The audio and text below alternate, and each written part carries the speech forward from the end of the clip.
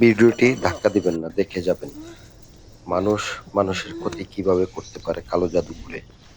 কবরস্থানে জাদু করেছে। আসসালামু আলাইকুম এক্সক্লুসিভ ভিউয়ার্স। ভালো আছেন? আমিও ভালো আছি।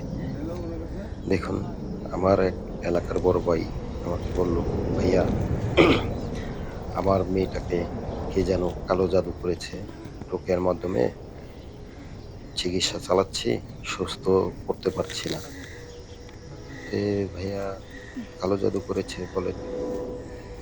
বলল, ভাই আপনাদের এলাকায় সামাজিক অবস্থানে জাদু করেছে। একটু যদি সাহায্য করতেন, আপনারও মেয়ে আছে।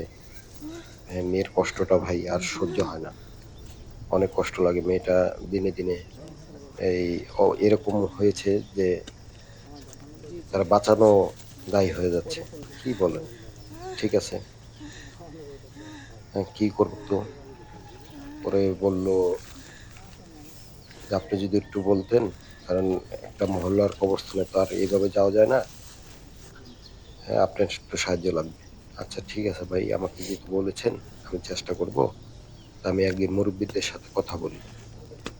কথা বললাম, সবাই বলল যে না, একটা মানুষ যদি উপকারিতা হয়, সে যদি সুস্থ হয়, সমস্যা নাই, নিয়ে এসো, আমরা থাকবো সাথে।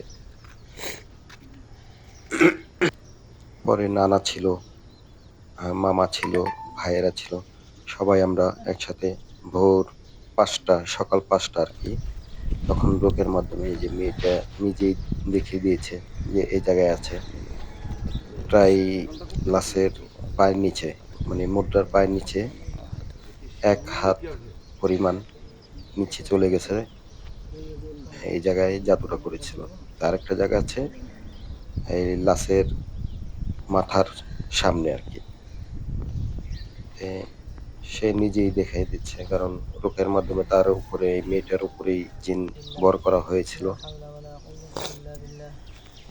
ওঠাচ্ছে। দেখুন, আপনারা ধৈর্য ধরে একটু ভিডিওটা দেখবেন।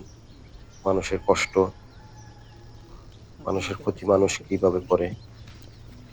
কারণ এই পৃথিবীতে কেউ ভালো কেউ দেখতে পারে না।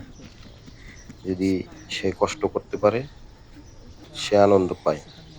যে সব মানুষ তো একটা পরে, এই যে একটি টুকরা পেয়েছে লাশের মাথার সামনে, মানে কবরের মাথার সামনে। এই তো পরে জানালো যারা রোকেয়া করছে যে জাদুটা করেছিল মাটির পুতুলে।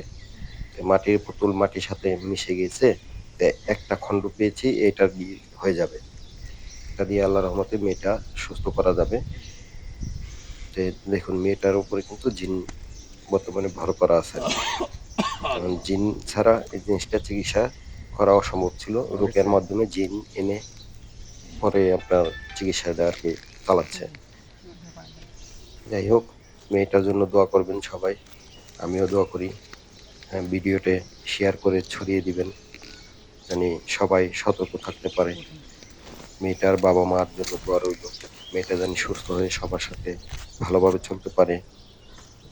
এই দোয়া আল্লাহ পাকের কাছে করি।